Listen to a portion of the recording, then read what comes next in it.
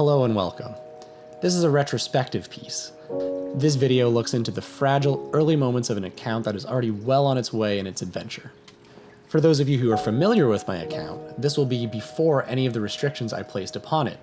There were several initial steps I needed to take in order to begin the real restrictive part of the account, most notably collecting supplies for various quests that I otherwise would not be able to attain once I begun. Now here you can see a list of all of the essential items and quests I needed to complete before I put the restrictions upon myself. Unfortunately, I have no recorded footage of me completing Rune Mysteries or the Restless Ghost since I did it off-stream in a non-members environment, but all of the other quests are done on-stream and will have footage available for them. So if this at all interests you, feel free to sit back, relax, and enjoy the pre-ShrekScape content.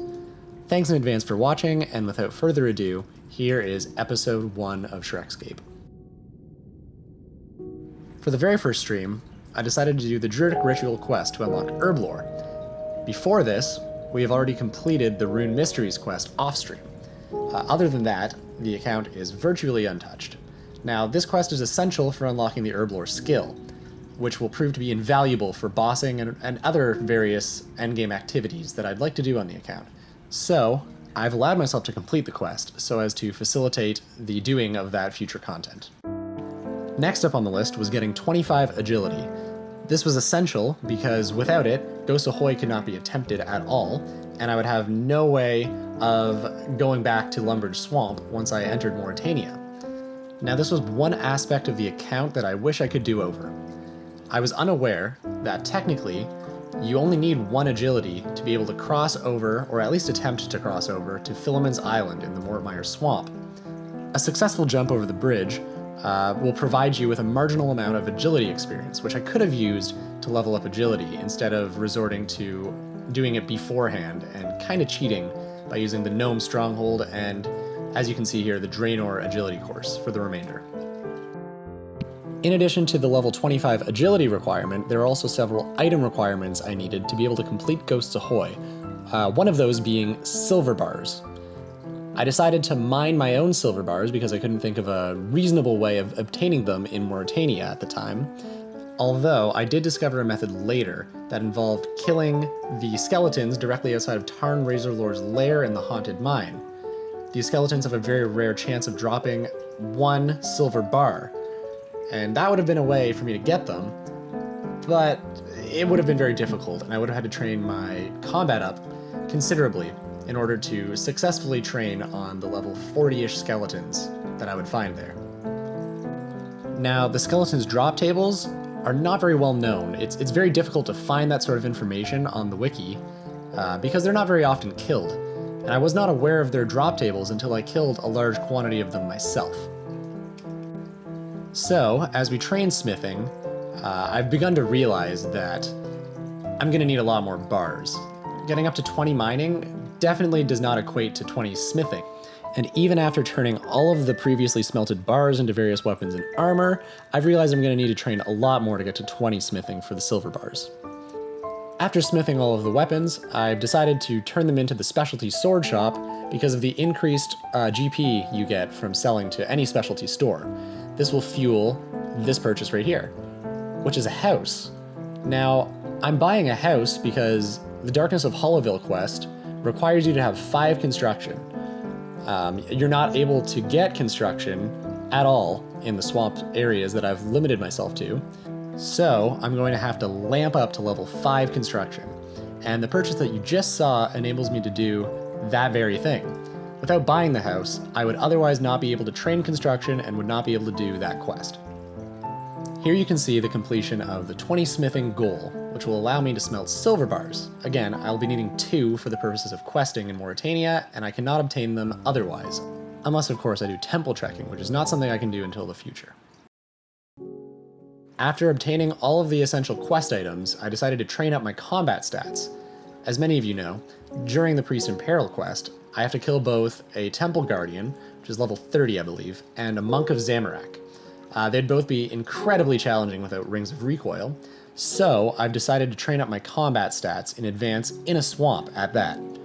Even though my account restrictions haven't really begun yet, I still want to try to stay as true to the spirit of the account as I possibly can. Now here's a special moment. This is my first ever follower on the account. I'm a lucky guy, because Harold here has stuck around since the beginning, and he still comes into the stream every once in a while. So shout out to you, Harold. I appreciate you. You're great. After burning through the majority of my food, I've decided to fish up some more. This is fair game for me, since it's in a swamp, and my restrictions really haven't even begun yet. This will be great, since the rats really don't hit that much, and I've still got a large amount of training to go. As you can see, I'm not an expert chef. I've been burning a lot of the shrimp, but, you know, we're getting there. It's all a matter of time. Here we can see us finally achieving that level 20 attack. Now, I decided in advance to get 20 attack, 15 strength, and 10 defense, which should put me around level 20 combat, which I thought would be about the minimum I would need to be able to attempt Priest in Peril.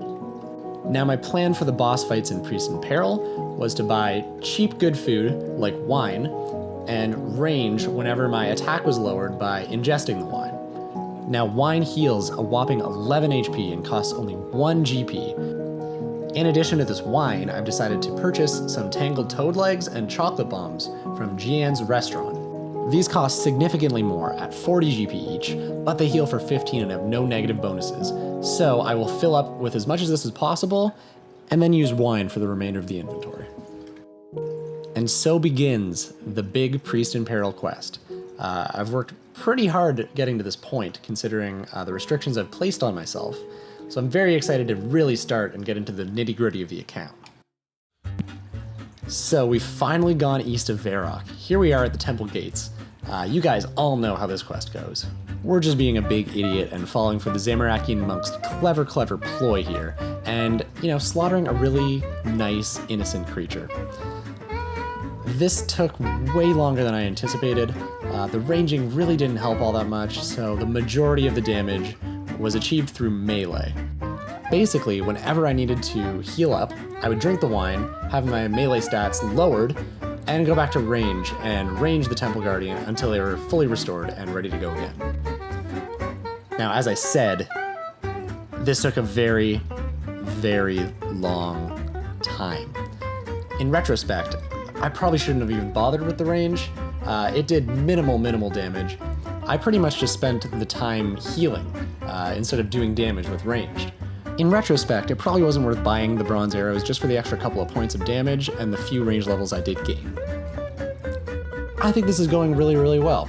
They ask you how you are, you just have to say that you're fine when you're not really fine, but you just can't get into it because they would never... Yeah, we should probably fix that mistake. Let's go free Drezel, and let's get ready for the big boss fight of this quest.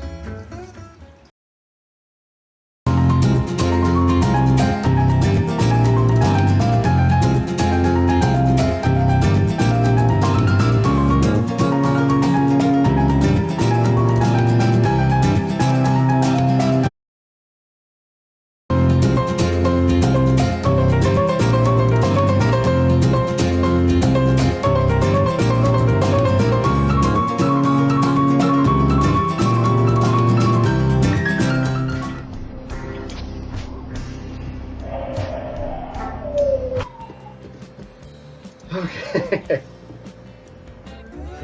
I honestly did not expect this to be that difficult at level 20, but we managed to do it.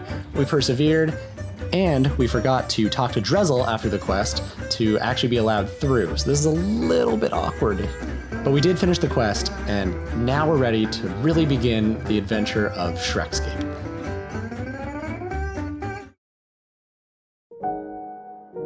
So that's it. We finally completed the quest, gotten all of the prerequisites needed to begin the account, and now we set our restrictions in place. We will no longer be venturing outside of Mauritania or the swamps for any real amount of time other than simply to travel.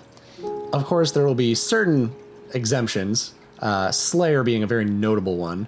I have no real way of skipping tasks, so I will be using Peril to skip any tasks that I'm not able to complete within my permitted zones. Now remember, this is a retrospective piece, meaning I'm well into the account now. But that also means there's plenty of footage to go through and make more videos from. So stay tuned, because there's a lot more to come in the future. And if you just can't wait, feel free to head over to twitch.tv/LootyGames and check out my current account progress. Thank you so much, guys. I appreciate you watching to the end, and stay tuned for more. Take care.